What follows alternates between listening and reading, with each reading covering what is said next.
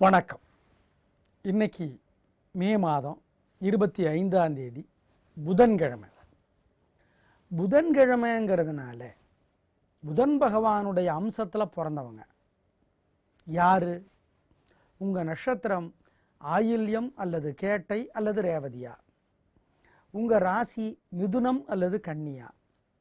அல்லது உங்கள் பிறந்த தேதி 5 அல்லது 14 அல்லது 23? நீங்கள் பிறந்த கிழமை புதன்கிழமையா? நீங்கள் எல்லோருமே புதன் பகவானுடைய அம்சத்தில் பிறந்தவங்க.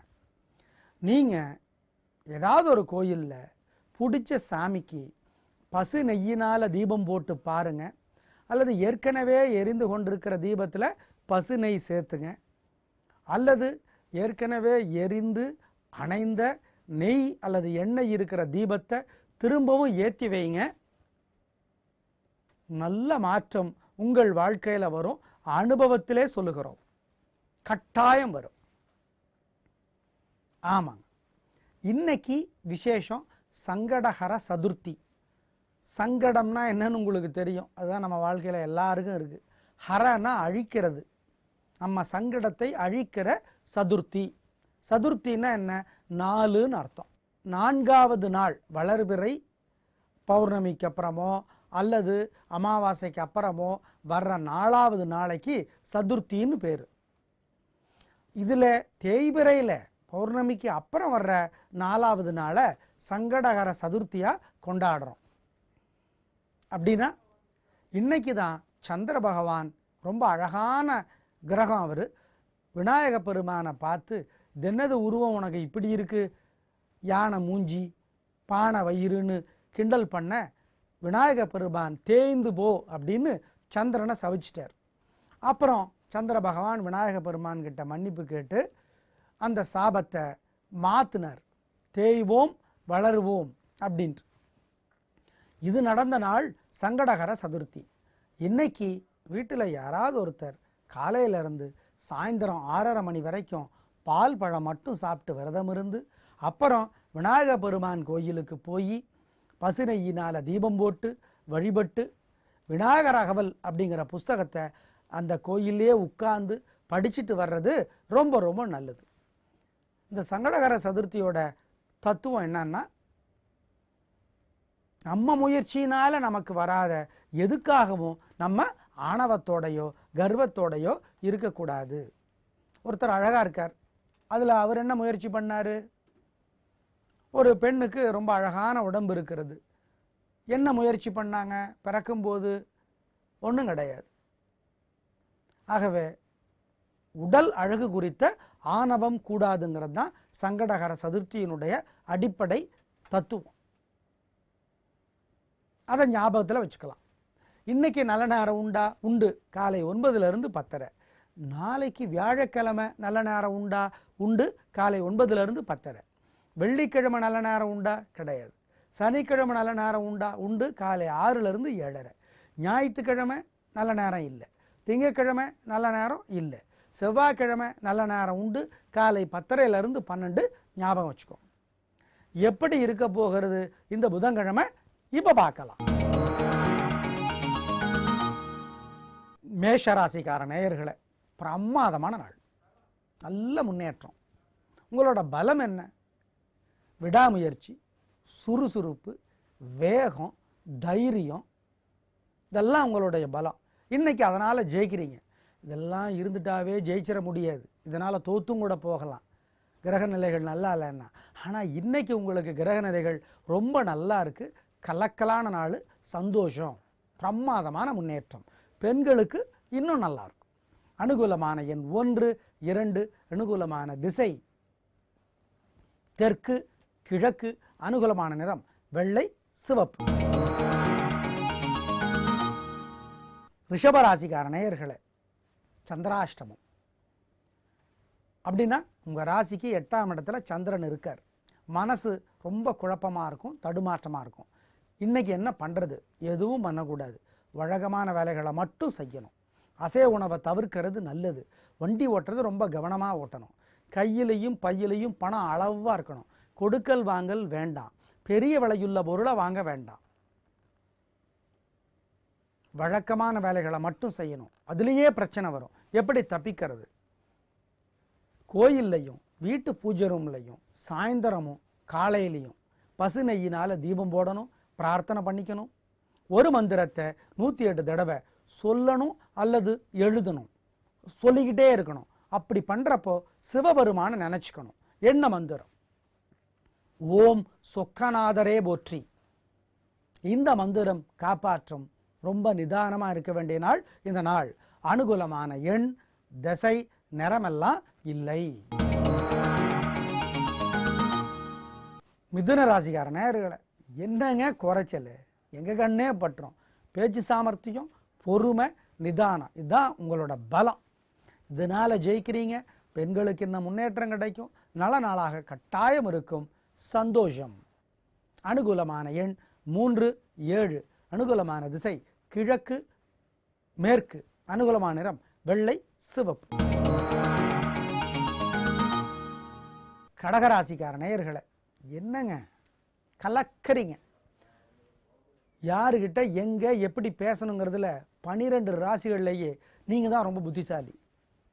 பேச்சு சாமர்த்தியம், ஞாபக சக்தி, புத்தி கூர்மை, இது 3 உங்களுடைய பலம். பிரமாதமான நாளாக இருக்கும். கலக்கலான வாழ்க்கை, சந்தோஷம். அப்புறம் என்னங்க, பெண்களுக்கு குறிப்பாக ஆயில்யம் நட்சத்திரக்கார பெண்களுக்கு இன்னும் சிறப்பு. நல்ல நாள். அனுகூலமான எண் 3, 5. அனுகூலமான திசை தெற்கு, வடக்கு. அனுகூலமான நிறம் வெள்ளை, சிவப்பு. சிம்ம ராசிக்கார நேயர்களே, பிரமாதமான நாள். நல்ல முன்னேற்றம். உங்களுடைய பலம் என்ன? அசட்டு தைரியம், வேகம், சுறுசுறுப்பு, பிடிவாதம், இதெல்லாம் உங்களுடைய பலம். இன்னைக்கு நாள் நல்லா இருக்கு. கலகறீங்க. பெண்களுக்கு என்ன முன்னேற்றம், சந்தோஷம். அனுகூலமான எண் 2, 4. அனுகூலமான திசை தெற்கு, கிழக்கு. அனுகூலமான நிறம் மஞ்சள், சிவப்பு. கன்னிராசிக்கார நேயர்களே, உடல் நலத்தில் கொஞ்சம் அக்கறை காட்டணும். என்னைக்குமே காட்டுறோம், இன்னைக்கு கொஞ்சம் அதிகமாக காட்டுறோம். அசைவ உணவை தவிர்க்கிறது நல்லது. கோயில்லையும் வீட்டு பூஜை ரூம்லையும் காலையிலையும் சாயந்தரத்துலையும் பசு நெய்யினால தீபம் போடுறது நல்லது.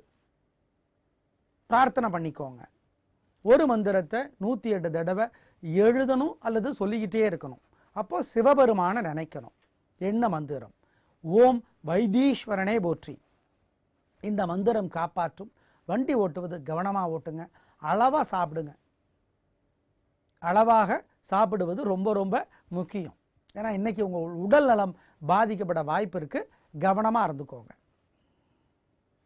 அனுகூலமான எண் உங்களுக்கு 1. அனுகூலமான திசை தெற்கு, கிழக்கு. அனுகூலமான நிறம் சிவப்பு, பச்சை. துலா ராசிக்கார நேயர்களே, பிரமாதமான நாள். நல்ல முன்னேற்றம் கிடைக்கும். காரியம் சிறப்பாக நடக்கும். பெண்களுக்கு இன்னும் நல்லா இருக்கும். கலக்கலான வாழ்க்கை. உங்களோட பலம் என்ன? வெளிப்படையான பேச்சு, பெருந்தன்மை, இரக்க குணம், இதனாலெல்லாம் ஜெயிக்கிறீங்க. நல்ல நாளாக கட்டாயம் இருக்கும். அனுகூலமான எண் 5, 6. அனுகூலமான திசை கிழக்கு, தெற்கு. அனுகூலமான நிறம் வெள்ளை, சிவப்பு. விருச்சிக ராசிக்கார நேயர்களே, கொஞ்சம் நிதானமாக இருக்க வேண்டிய நாள். ஏன்னா உங்களோட பலவீனம் என்ன? அவசரம், சுறுசுறுப்பு அப்படிங்கிற பேரில் பதட்டப்படுறது, அவசரப்படுறது தான் உங்களுடைய பலவீனம். அது இன்னைக்கு அதிகமாக இருக்கு. அதனால் கோயிலில் வீட்டு பூஜை ரூமில் 2 இடத்துலையும் காலையிலையும் சாயந்தரத்துலையும் பசு நெய்யினால் தீபம் போடுங்க. ஒரு மந்திரத்தை 108 தடவை எழுதுங்க அல்லது சொல்லிக்கிட்டே இருங்க. அப்போ சிவபெருமான நினைங்க. ஓம் சௌமியனே போற்றி. சௌமியனே போற்றி. இந்த மந்திரம் காப்பாற்றும். ஜெயிக்கிறீங்களோ இல்லையோ, தோக்க மாட்டீங்க. அனுகூலமான எண் 7. அனுகூலமான திசை கிழக்கு. அனுகூலமான நிறம் பச்சை.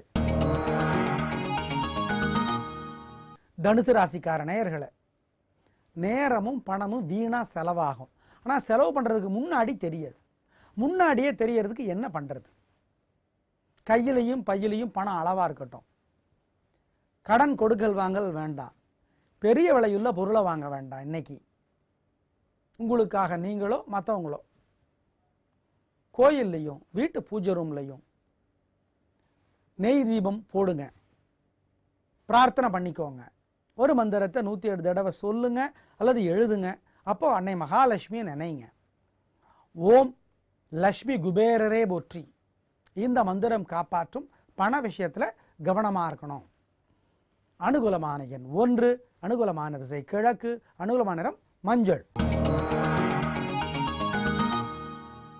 மகர ராசிக்கார நேயர்களே, பிரமாதமான நாள், நல்ல முன்னேற்றம், பிரமாதமான வாழ்க்கை, சந்தோஷமாக இருக்குது. உங்களுடைய பலம், சுறுசுறுப்பு, வேகம், தைரியம் இதனாலெல்லாம் ஜெயிக்கிறீங்க. பெண்களுக்கு இன்னும் முன்னேற்றம் கிடைக்கும். நல்ல நாளாக கட்டாயம் இருக்கும். அனுகூலமான எண் 3, 7, அனுகூலமான திசை தெற்கு கிழக்கு, அனுகூலமான நிறம் வெள்ளை சிவப்பு. கும்பராசிக்கார நேயர்களே, என்னங்க குறைச்சல், நல்ல நாளுங்க, பணவரவு நல்லா இருக்குது, காரியம் சிறப்பாக நடக்கும், ஜெயிப்பீங்க.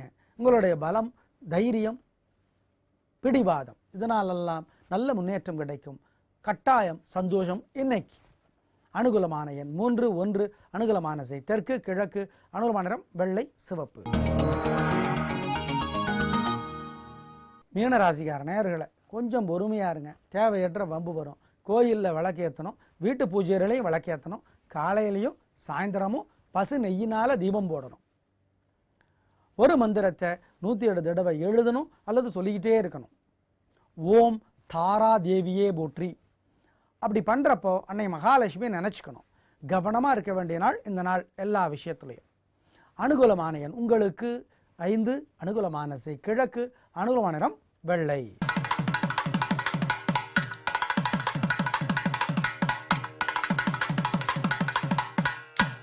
நேயர்களே, இன்று நல்ல நேரம் உண்டு காலை 9லிருந்து 10:30.